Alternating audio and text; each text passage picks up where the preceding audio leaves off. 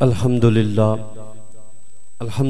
رب العالمین والعاقبۃ للمتقین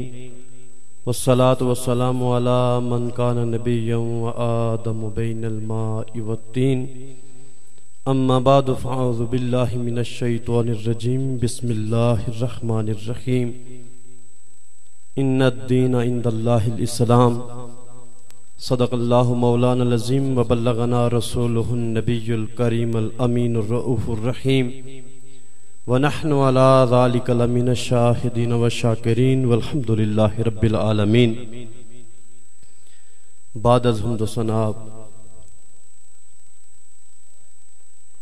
آج کی اس تقریب سعید میں جلوہ گر جملہ علماء کرام، حفاظ کرام، سناخانان مصطفیٰ، انتہائی محترم محتشم بزرگوں، نوجوان ساتھیوں، عزیز بچوں، میں سب سے پہلے اس عظیم الشان عظمت مصطفیٰ کانفرنس کے انعقاد پر پورے اہل علاقہ کو دل کی عمیق گہرائیوں سے مبارکباد پیش کرتا ہوں اور دعا گو ہوں کہ رب کائنات آپ کی اس کاوش کو اپنی بارگاہ میں درجہ قبولیت عطا فرمائے۔ بڑے دور دراز سے ہمارے محترم بزرگ نوجوان اس کانفرنس میں تشریف لائے۔ اللہ رب العزت ہر ایک کو ہر قدم پر ڈھیروں نیکیاں عطا فرمائے۔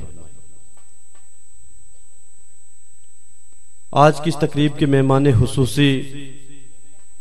پیر طریقت رہبر شرعیت پیر فضل ربانی صاحب زاہدی، وہ بالکل قریب پہنچ چکے ہیں اور تھوڑی ہی دیر بعد وہ ہماری اس محفل کی رونق بنیں گے۔ آپ ان کی زیارت بھی کریں گے اور ان کے خوبصورت بیان سے بھی محظوظ ہوں گے۔ میں فقط حاضری کے لیے، آپ احباب جانتے بھی ہیں کہ 2 جنازے ہمارے علاقے میں ہو گئے اور وہاں شرکت بھی ضروری ہے، اور یہی وجہ ہے کہ آج کی ہماری اس کانفرنس میں اس طرح کی تعداد نہ ہو سکی۔ میں مختصر وقت کے لیے آپ کے سامنے حاضری لگا کر آپ سے اجازت چاہوں گا۔ میں نے جو آج آیہ کریمہ تلاوت کرنے کا شرف حاصل کیا، یہ ایک روایتی موضوع سے ہٹ کر گفتگو ہوگی، شاید کہ آپ کے مزاج کے مطابق نہ ہو، لیکن وقت کی ضرورت ہے، اس کو مد نظر رکھتے ہوئے چند معروضات آپ کے گوش گزار کرنے کی جسارت کروں گا۔ اللہ رب العزت نے قرآن مجید فرقان حمید کے اندر ارشاد فرمایا، ان الدین عند اللہ الاسلام، کہ اللہ کے نزدیک دین فقط اسلام ہے۔ آج کائنات ارض و سما کے اندر سائنس و ٹیکنالوجی نے جب ترقی کی، اب علم کے راستے ہر ایک کے لیے آسان ہو چکے ہیں، اور کوئی بھی دنیائے اس کائنات سے تعلق رکھنے والا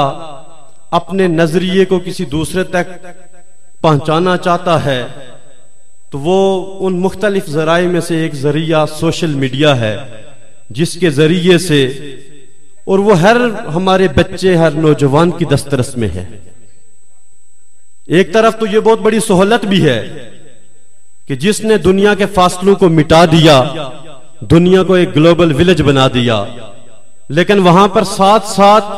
ایک ہماری نوجوان نسل کے لیے نقصان بھی ہے، اس لیے کہ اس دنیا میں بڑے بڑے اسلامی سکالر جہاں پہ موجود ہیں،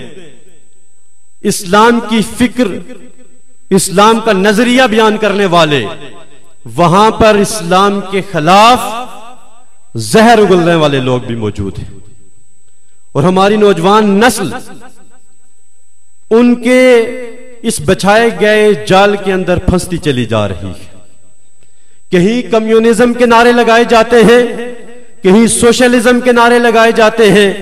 کہیں نیشنلزم کا نعرہ لگایا جاتا ہے، اور دراصل اس کے پس پردہ وہ مسلمانوں کو اسلام کی دہلیز سے دور لے جانے کا ذریعہ ہے۔ علامہ اقبال علیہ رحمہ نے جب آپ کے دور میں کمیونزم سر اٹھا رہی تھی، جب نیشنلزم کی باتیں ہو رہی تھی، تو علامہ اقبال نے کسی کو معاف نہ کیا. آپ نے یہاں تک کہہ دیا کہ یہ دیوبند محمود حسین چے ابل عجبی است، سرود بر سر منبر کہ قوم از وطن است، چے بے خبر ز مقام مصطفیٰ است. جب بر صغیر کے اندر بسنے والے مسلمان بر صغیر کے مسلمانوں کے لیے ایک علیحدہ اسلامی ریاست کا نعرہ لگا رہے تھے، جانیں قربان کر رہے تھے اس کے حصول کے لیے، اس وقت ایک طرف یہ آواز اٹھ رہی تھی کہ قومیں وطن سے بنتی ہیں، قوم کا مذہب سے کوئی تعلق نہیں. لیکن اس موقع پر علامہ اقبال علیہ رحمہ نے خوبصورت فرمایا، یہ بت جو تراشیدہ تہذیب نبی ہے، یہ غارت گرے کاشان نبوی، کہ یہ نیشنلزم کا جو نیا بت کھڑا کر دیا گیا ہے، یہ بت دراصل دین مصطفیٰ کو غارت و برباد کرنے کے لیے کھڑا کیا گیا ہے. آپ نے فرمایا بازو تیرا قوت توحید سے قوی ہے، اسلام تیرا دیش ہے تو مصطفی. اے بندہ مسلمان، تجھے جس بات پہ ناز ہونا چاہیے وہ ناز وہ کوئی برادری نہیں ہے، وہ کوئی قبیلہ نہیں ہے، وہ کوئی علاقہ نہیں ہے، وہ کوئی نسل نہیں ہے. ہمیں اگر فخر ہے تو فقط اس بات پہ ہے کہ ہمارا تعلق دین اسلام کے ساتھ ہے اور ہم محمد مصطفیٰ کے امتی، اور یہی وہ تعلق ہے، یہی وہ نسبت ہے، یہی وہ محبت ہے جو ہر بندہ مسلمان کے دل کے اندر ہر وقت یہ جذبہ سلگتا رہتا ہے، یہ چنگاری سلگتی رہتی ہے، یہ جذبہ ہر وقت پروان چڑھتا رہتا ہے. میں بارہا ذکر کرتا رہتا ہوں کہ مسلمان گناہگار ہو سکتا ہے، مسلمان غافل ہو سکتا ہے، مسلمان سست ہو سکتا ہے، لیکن جب بات اللہ کے دین کی آ جائے، جب بات اللہ کے نبی کی آ جائے، تو یہ ساری مصلحتیں چھوڑ کر دین مصطفیٰ کے لیے کھڑا ہو جاتا ہے. اس کے لیے اپنا مال قربان کرنا پڑے،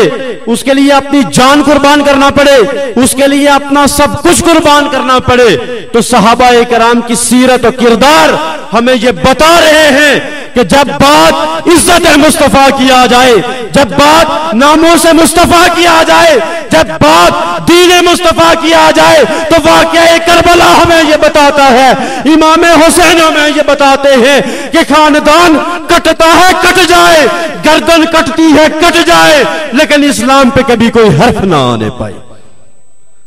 کوئی اگر اسلام کے شعار کو مٹانا چاہتا ہے، کوئی اگر اسلام کے چاہنے والوں کو مٹانا چاہتا ہے، تو اسے ہر دور میں یہ یقین ہونا چاہیے کہ مسلمان غافل ہو سکتا ہے، لیکن یہ جگر چنگاری جو ہر بندہ مومن کے دل میں سلگتی ہے، یہ شعلہ جوالا بن سکتی ہے، اور یہ خس و خاشاک والے باطل کو جلا کے راکھ کر سکتی ہے. اس جذبہ ایمانی کے سامنے بڑی بڑی دیواریں ہم نے ملیا میٹ ہوتے دیکھی. سامعین ذی وقار، موجودہ وقت ہمارا ملک، بہت سارے لوگ ہوں گے یہاں سیاسی وابستگی رکھتے ہوں گے، لیکن میرا ایک پیغام ہے آج کی اس کانفرنس کے توسل سے، بے شک سیاسی وابستگیاں رکھیں، سیاسی شخصیات کے ساتھ محبت کریں جہاں تک ضرورت ہے دنیاوی اعتبار سے، لیکن یہ خیال رکھیں کہ اگر کوئی سیاستدان دین مصطفی پر حملہ آور ہوتا ہے، شعار اسلام کو مٹا رہا ہے، شہدائیان اسلام کو، عشاق رسول کو وہ قید و بند کی صحبتیں برداشت کرنے پہ مجبور کر رہا ہے، ساری محبتیں ایک طرف، مصطفیٰ کی محبت سب سے بلند ہوگی. دنیا کی کوئی محبت، یہ ہمارا عقیدہ ہونا چاہیے، یہ ہمارا ایمان ہونا چاہیے کہ دنیا کے نعرے، دنیا کی تبدیلیاں، یہ ساری چیزیں اپنی جگہ پہ، لیکن اس کی آڑ میں اگر کوئی اسلام کے کسی شاعر کو مٹانا چاہے گا تو پھر مسلمان اس کے لیے دیوار بن کے کھڑے ہو جائیں گے. آج ہمارے ملک کے اندر علماء کرام کو جیلوں کی سلاخوں کے پیچھے بند کیا جا رہا ہے، اور پھر اسلام سے ناآشنا جن کے ہاتھوں میں عنان اقتدار ہے، وہ ایک طرف بسنت کو سرکاری سطح پہ منانے کا اعلان کرتے ہیں، دوسری طرف وہ سینما گھروں کے لیے اربوں ڈالر اور اربوں روپے خرچ کرنے کا اعلان کر رہے ہیں۔ کیا میں اس محفل میں موجود ہر پیر و جوان سے جو شعور کی دولت رکھتا ہے یہ سوال کرنا چاہتا ہوں، کیا لاکھوں مسلمانوں نے اپنی جانیں قربان کر کے پاکستان اس لیے حاصل کیا تھا کہ یہاں پر شراب خانے کھولے جائیں گے، یہاں پر سینما گھر بنائے جائیں گے، یہاں پر لبرلزم کو پھیلایا جائے گا، یہاں سوشلزم کی تبلیغ کی جائے گی؟ نہیں نہیں، اگر ہمارے بزرگوں نے قربانیاں دی ہیں، ہماری جوانوں نے جوانیاں لٹائی ہیں، ہماری عورتوں کے سہاگ لٹے ہیں، تو وہ اس لیے اٹھے ہیں کہ پاکستان کا مطلب کیا؟ لا الہ الا اللہ، لا الہ الا اللہ کی بنیاد پر یہ ملک حاصل کیا گیا۔ اللہ اکبر، یا رسول اللہ، یا رسول اللہ، اتنا بات، لا الہ الا اللہ محمد الرسول اللہ صلی اللہ علیہ وآلہ وسلم۔ تو یہ چیز ہر جوان، ہر بزرگ اور ہر بچے کے ذہن میں ہونی چاہیے کہ ہمارے دین کا مرکز و محور وہ محمد مصطفیٰ صلی اللہ علیہ وآلہ وسلم کی ذات اقدس ہے۔ ہم مسلمان پرامن ہیں، اسلام امن کا دین ہے، یہ بلا وجہ اسلام ایسا دین ہے جو کسی انسان کو کیا ایک چونٹی کو مارنے کی اجازت نہیں دیتا، وہ کسی جانور کو مارنے کی اجازت نہیں دیتا، یہ پرامن ہے۔ لیکن جب بات دین کی آ جائے، جب بات حمیت دین کی آ جائے، غیرت دین کی آ جائے، ناموس رسول کی آ جائے، تو پھر وہاں کوئی رشتہ نہیں دیکھا جاتا، وہاں کوئی پارٹی نہیں دیکھی جاتی، وہاں کوئی تعلق نہیں دیکھا جاتا۔ آؤ چلتے ہیں بارگاہ صدیق اکبر میں کہ جب بات دین مصطفیٰ کی آ جائے تو ہمارا عمل کیا ہونا چاہیے۔ غزوہ بدر ہے جسے یوم فرقان کا نام دیا گیا، اسلام اور کفر کے درمیان سب سے پہلی جنگ جس نے اسلام اور کفر کے درمیان تفریق کی، فرق بتایا کہ اسلام کیا ہے اور کفر کیا ہے۔ غزوہ بدر کا معرکہ برپا ہوتا ہے، ایک طرف چند مٹھی بھر مسلمان ہیں، دوسری طرف ہزاروں کی تعداد میں کفار ہیں، لیکن ایک طرف باپ کھڑا ہے، دوسری طرف بیٹا کھڑا ہے، ایک طرف ماموں کھڑا ہے، دوسری طرف بانجا کھڑا ہے، ایک طرف چچا کھڑا ہے، دوسری طرف بھتیجا کھڑا ہے، اور تلواریں لے کر آمنے سامنے ہیں۔ جب تلواریں چلتی ہیں یہ معرکہ مسلمانوں کے سر سیرا سجتا ہے جیت کا۔ جیتنے کے بعد حضرت ابوبکر صدیق رضی اللہ تعالیٰ عنہ کا بیٹا اپنے والد گرامی سے کہتا ہے جو کفار کے لشکر میں تھا، کہتا ہے ابا جان اس جنگ کے دوران 3 مرتبہ آپ کی گردن میری تلوار کے زد میں آئی اور میں نے باپ سمجھ کے آپ کو چھوڑ دیا۔ حضرت صدیق اکبر رضی اللہ تعالیٰ عنہ نے فرمایا اے بیٹے اس رب کی قسم جس کے قبضہ قدرت میں صدیق کی جان ہے،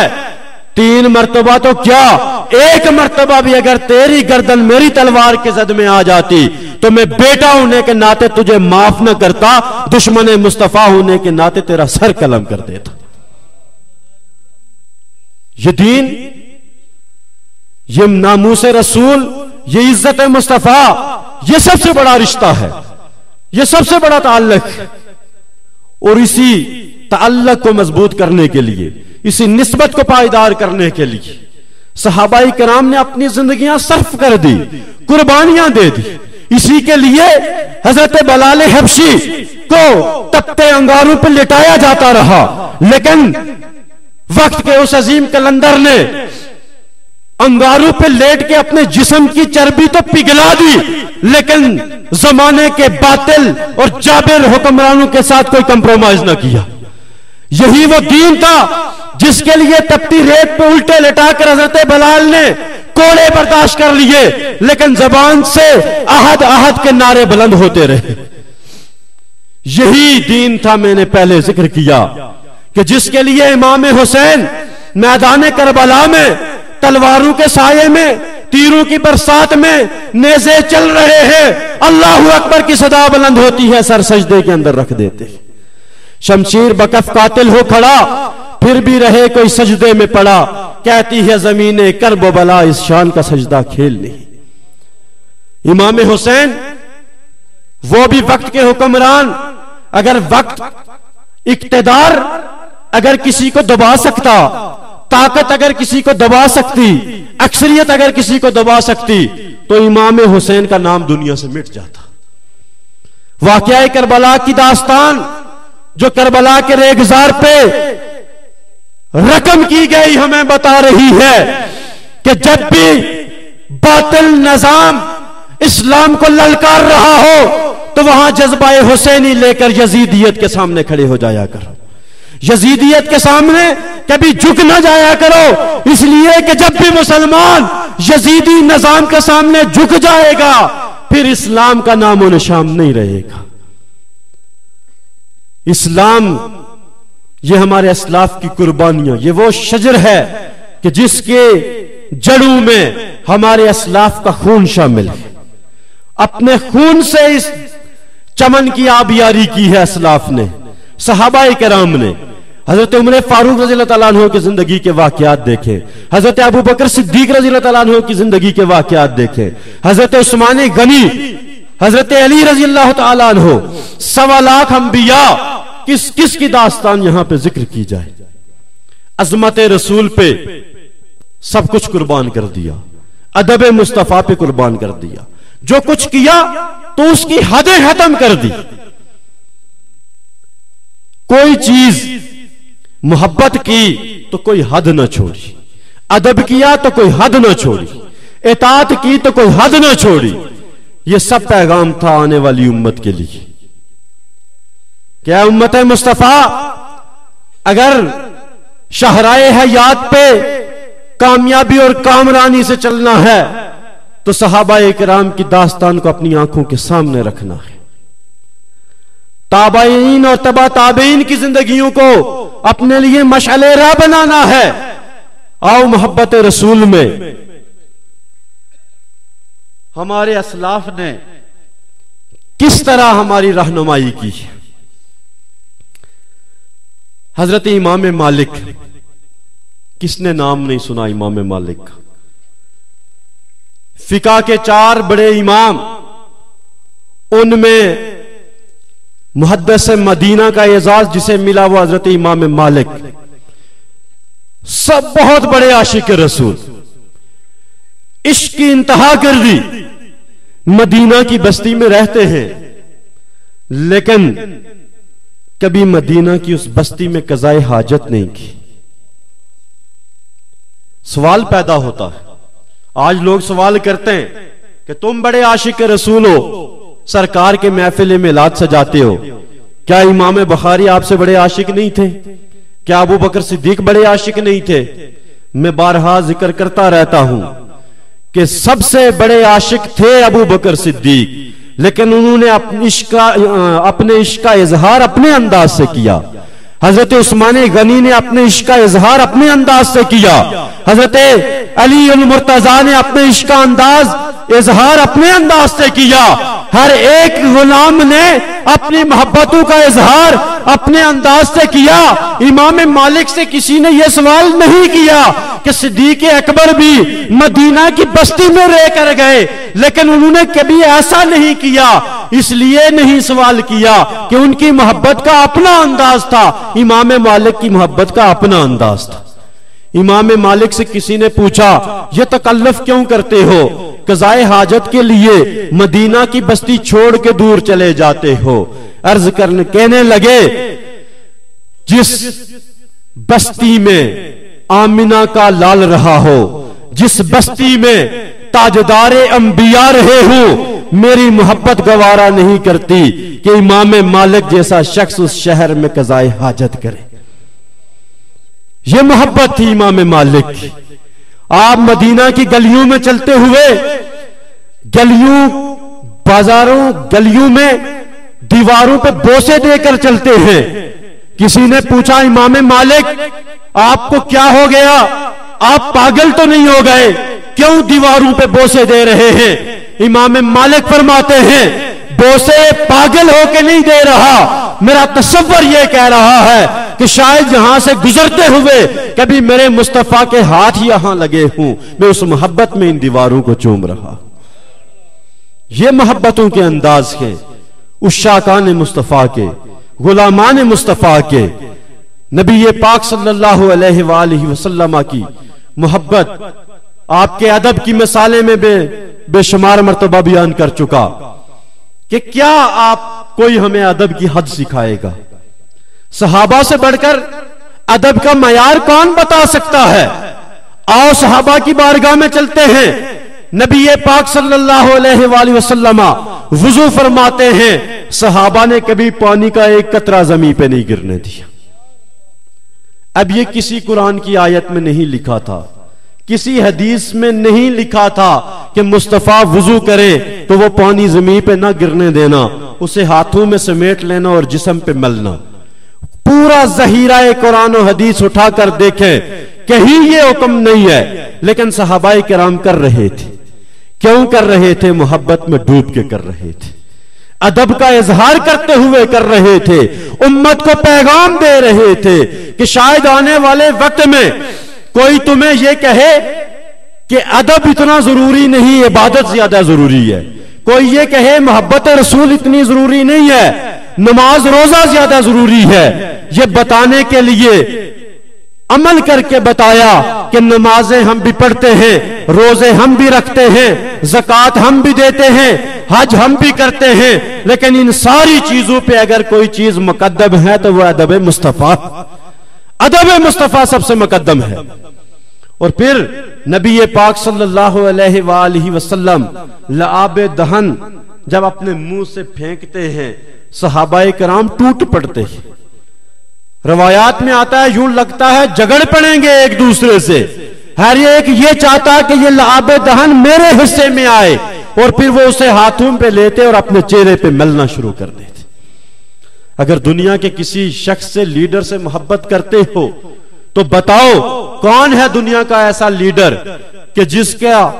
منہ کا تھوک کوئی اپنے چہرے پہ ملنا گوارا کرے؟ کوئی نہیں ہے دنیا کے اندر۔ جتنی کسی لیڈر سے محبت ہو، کوئی اس کے لعاب دہن، کوئی اس کے تھوک کو اپنے چہرے پہ ملنے کے لیے تیار نہیں ہے۔ صحابہ کرام نے بتا دیا کہ یہ وہ بارگاہ ہے جہاں ادب کے سارے جو تقاضے ہیں توڑ دیتے ہیں ہم، یہاں وہ معیار قائم کرتے ہیں کہ قیامت تک آنے والے مسلمانوں کو یہ پتہ چلتا رہے کہ ادب مصطفیٰ کا کیا تقاضا ہے، محبت رسول ہم سے کیا تقاضا کر رہی ہے۔ نبی پاک صلی اللہ علیہ وآلہ وسلم جب اپنے بال ترشوانے کے لیے حجام کے پاس جاتے، صحابہ کرام نے کبھی ایک بال مبارک زمین پہ گرنے نہیں دیا۔ کفار وہ تلواروں سے نہیں ڈرے، وہ تیر و کمان سے نہیں ڈرے، وہ مسلمانوں کی افرادی قوت سے نہیں ڈرے۔ مسلمانوں کے دلوں میں جو ڈر پیدا ہوا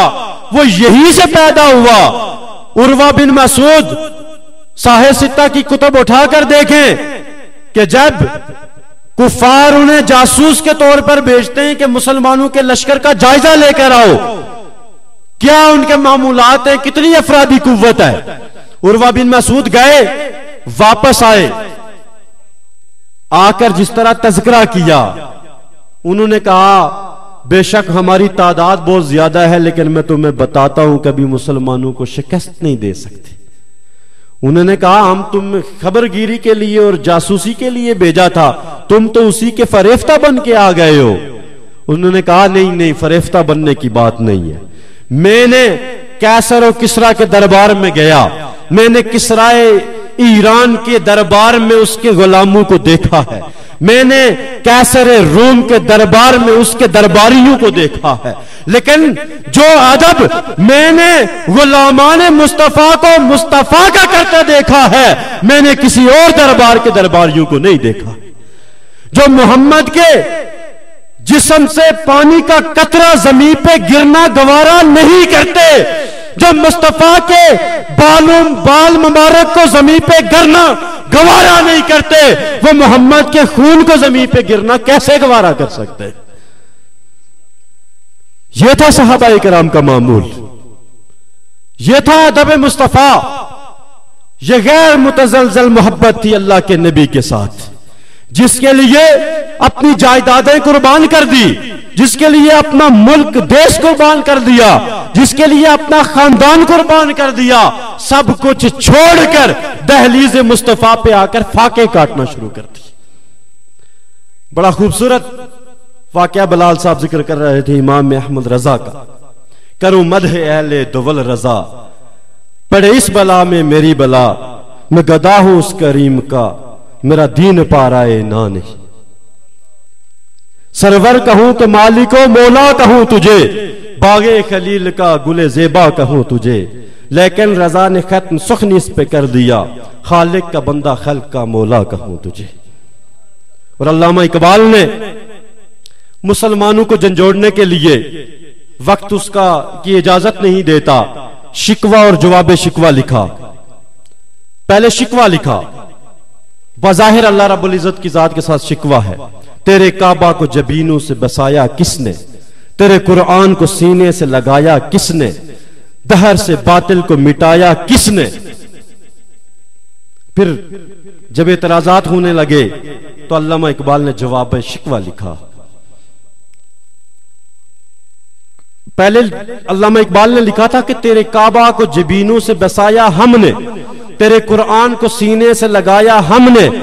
صفائے دہر سے باطل کو مٹایا ہم نے، پھر بھی ہم سے گلا ہے کہ ہم مسلمان نہیں، ہم مسلمان نہیں تو تو بھی دلدار نہیں۔ پھر جواب شکوہ لکھا اور مسلمانوں کی حالت زار کو بیان کرتے ہوئے، جن کا تعلق اللہ کے نبی سے کٹتا جا رہا تھا، جن کا تعلق اللہ کے دین سے کمزور ہوتا جا رہا تھا، رب کائنات کے اس کلام کے جواب میں رب کائنات کی طرف سے پھر علامہ اقبال لکھتے ہیں، میرے کعبے کو جبینوں سے بسایا کس نے، میرے قرآن کو سینے سے لگایا کس نے، دہر سے باطل کو مٹایا کس نے، تھے وہ آبا ہی تمہارے تم کیا ہو، ہاتھ پہ ہاتھ دھرے منتظر فردا ہو۔ اور ختم کیا جواب شکوہ کو جا کر اس بات پہ کہ محمد سے وفا تو نے تو ہم تیرے ہیں، یہ جہاں چیز ہے کیا لوح و قلم تیرے۔ ختم کر دی بات۔ نماز اچھی، روزہ اچھا، زکوٰۃ اچھی، حج اچھا، باوجود اس کے میں مسلمان ہو نہیں سکتا، نہ کٹ مروں جب تک شہ بطحا کی حرمت پر، خدا شاہد ہے میرا کامل میرا ایمان ہو نہیں سکتا۔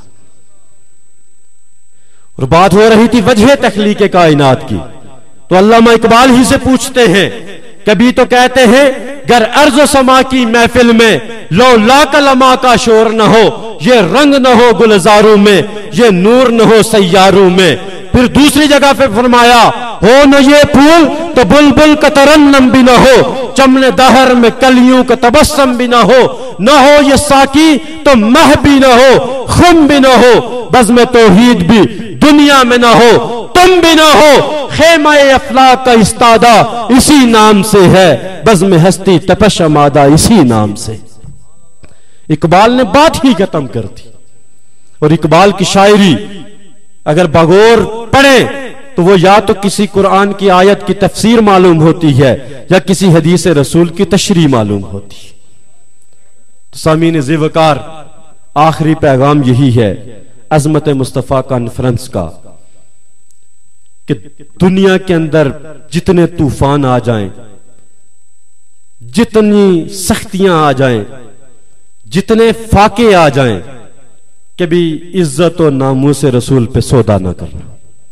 کبھی عظمت مصطفیٰ پہ کمپرومائز نہ کرنا، کبھی محبت رسول پہ کمپرومائز نہ کرنا۔ اور محبت کب ثابت ہوگا کہ ہمیں اپنے نبی سے محبت ہے؟ اس لیے کہ روایت میں آتا ہے من ادعا حب النبی من غیر اتباعہ فہو کذاب، کہ جس نے اللہ کے نبی سے محبت کا دعویٰ کیا ان کی اتباع کیے بغیر وہ اپنے دعوے میں جھوٹا ہے۔ محبت کچھ تقاضے کرتی ہے، محبت یہ تقاضے کرتی ہے کہ وہ اللہ کا نبی ہمارے لیے غاروں میں رویا ہے، وہ اللہ کا نبی ہمارے لیے شعب ابی طالب میں فاقے کاٹے ہیں، وہ نبی ہمارے لیے مکہ کی گلیوں میں پتھر کھائے ہیں، وہ نبی ہمارے لیے طائف کی وادیوں میں لہو لہان ہوا ہے۔ اس وقت بھی جب پتھر برسائے جا رہے تھے، اللہ کا فرشتہ عذاب کا بارگاہ مصطفیٰ میں حاضر ہو کر یہ عرض کرتا ہے اگر اجازت دیں تو ان بستیوں کو آپس میں ملا کر ان کو تباہ و برباد کر دوں۔ اللہ کے نبی اس وقت بھی اللہ کی بارگاہ میں دعا کرتے ہیں، اے رب کائنات، میں یہ نہیں چاہتا کہ میں ان کے لیے بد دعا کروں، اس لیے کہ تو نے مجھے رحمت للعالمین بنا کے بھیجا ہے۔ اگر یہ مجھ پہ ایمان نہیں لاتے تو شاید ان کی نسلوں میں سے کوئی ہو جو میری دعوت حق کو قبول کر لے، اس لیے انہیں راہ ہدایت عطا فرما۔ تو نبی پاک صلی اللہ علیہ وآلہ وسلم کی محبت ہم سے تقاضا کرتی ہے کہ 5 وقت کی نماز پڑھیں۔ ہمارا 5-6 فٹ کا جو قد ہے، ہم سب سے پہلے اس پہ اسلام نافذ کریں، اسلام نافذ کریں، نمازوں کی پابندی کریں، روزے جب روزے رکھیں، حج جس پہ فرض ہے وہ حج کرے، زکوٰۃ جن پہ فرض ہے وہ زکوٰۃ دے، پڑوسیوں کے حقوق کا خیال رکھیں، رشتہ داروں کا خیال رکھیں۔ یہی آج کی ہماری اس محفل کا پیغام ہے۔ اللہ رب العزت ہم سب کی اس حاضری کو اپنی بارگاہ میں قبول فرمائے۔ وما علیہ